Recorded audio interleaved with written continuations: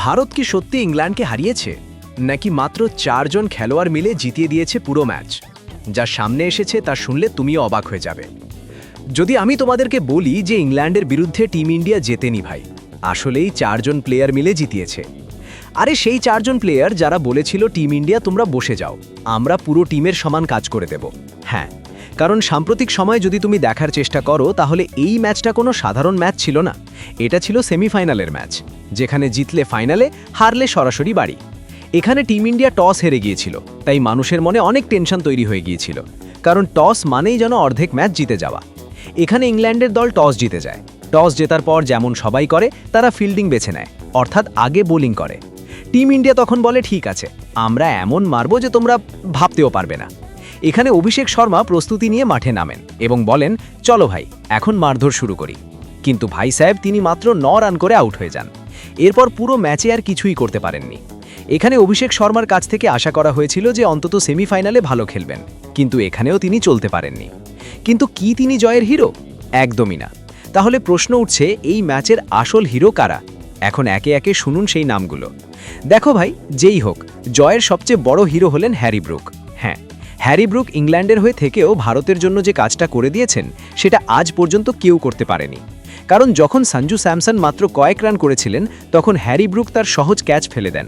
আর সেটা শুধু ক্যাচ ফেলা ছিল না, ওটা ছিল পুরো ম্যাচ ফেলে দেওয়া। কারণ বলা হয় ক্যাচ মিস করা মানেই ম্যাচ মিস করা। সঞ্জু স্যামসন তখন মাত্র 10-20 রানের আশেপাশে ছিলেন, কিন্তু এরপর তিনি 42 বলে 89 রান করে ফেলেন।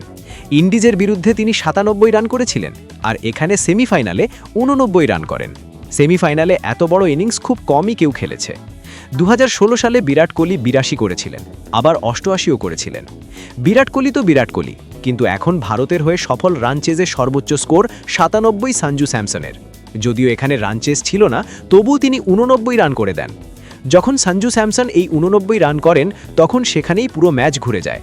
টিম ইন্ডিয়া যে 255-254 রান করেছিল, তার মধ্যে প্রায় 90 রান ছিল শুধু সঞ্জুর। খুব বেশি বলও লাগেনি, 40-42-43 বলের মতো। 200-র বেশি স্ট্রাইক রেটে খেলেছিলেন। আর তিনি যেন বলে দিয়েছিলেন, এতদিন আমরা ফ্লপ ছিলাম ঠিক আছে, কিন্তু এখন যখন ফর্মে এসেছি তখন সরাসরি ফাইনাল পর্যন্ত গিয়ে থামব। দ্বিতীয় বড় অবদান ঈশান কিষান। ঈশান কিষানও এসে দুর্দান্ত ব্যাটিং করেন, প্রায় 18 বলে 40 রান করে ফেলেছিলেন। আর যদি 2-3টে বল বেশি পেতেন তাহলে 21-22 বলে 50 রান করে দিতেন। যখন ঈশান কিষান সঞ্জুর সঙ্গে ভালো পার্টনারশিপ করেন, তখন সঞ্জুও একটু স্বস্তি পান। মনে হয় চল ভাই, কেউ তো টিকে আছে। কারণ অভিষেক শর্মা আউট হওয়ার পরও সঞ্জু থামেননি। ক্যাচ খেকে বেঁচে যাওয়ার পরের বলেই তিনি 4 মারেন এবং এরপর শুধু মারতেই থাকেন, কোথাও থামার চেষ্টা করেননি। তৃতীয় বড় অবদান শিবম দুবে। শিবম দুবেকে ঈশান কিষানের পরেই ব্যাট করতে পাঠানো হয়। মানুষ ভাবছিল তিলক বর্মা বা সূর্যকুমার যাদব আসবেন, কিন্তু আসেন শিবম দুবে। তিনি যেভাবে খেলেছেন, সত্যিই বলতে হয় শিবম দুবে মানেই শিবম দুবে। সেদিন মাঠে মহেন্দ্র সিং ধোনিও এসেছিলেন। ধোনি আসতেই তিনি 43 রানে আউট হন, কারণ 4+3 = 7। তাই আবার প্রমাণ হলো থালা ফর এ রিজন। যদিও তিনি রান আউট হয়েছিলেন এবং সেটা অনেকটা হার্দিক পান্ডিয়ার কারণেই, কিন্তু শিবম দুবে কিচ্ছু বলেননি, চুপচাপ চলে যান। চতুর্থ বড় অবদান হার্দিক পান্ডিয়া। হার্দিক পান্ডিয়া মাত্র 12 বলে 27 রান করেন এবং বোলিং করতে এসে একটা গুরুত্বপূর্ণ উইকেটও নেন। এই উইকেটের কারণেই ফিল সল্ট দ্রুত আউট হয়ে যান। যদি ফিল সল্ট টিকে যেতেন তাহলে 255 রানও চেজ হয়ে যেতে পারত। ইংল্যান্ড কোনোভাবে রান চেজ করতে নেমেছিল। জেকব বেথেল কিছুটা খেলেছিলেন, কিন্তু তিনি আউট হওয়ার পর পুরো ইংল্যান্ড দল ভেঙে পড়ে। প্রথম 8 ওভারে তারা প্রায় 100 রান করেছিল, কিন্তু এরপর যা হয়েছে তা তো আপনারা দেখেছেনই। শেষ বড় প্রশ্ন, এই 4 জনই কি টিম ইন্ডিয়াকে ফাইনালে তুলেছে? এই 4 জন খেলোয়াড়ই মূলত টিম ইন্ডিয়াকে ফাইনালে পৌঁছে দিয়েছে। এখন ফাইনালে টিম ইন্ডিয়াকে নিউজিল্যান্ডের মুখোমুখি হতে হবে।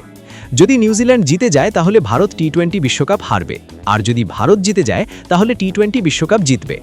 যদি এই 4 জন খেলোয়াড় আবার একইভাবে অবদান রাখে, তাহলে ফাইনালেও টিম ইন্ডিয়ার জয় নিশ্চিত হতে পারে। তোমরা অবশ্যই বলবে, এই 4 জন কি আবার একই অবদান রাখতে পারবে? আর তোমাদের মতে এমন কোন খেলোয়াড় ছিল যে এদের থেকেও বেশি অবদান রেখেছে টিম ইন্ডিয়ার জয়ে? দেখি তুমি তার নাম লিখতে পারো কিনা।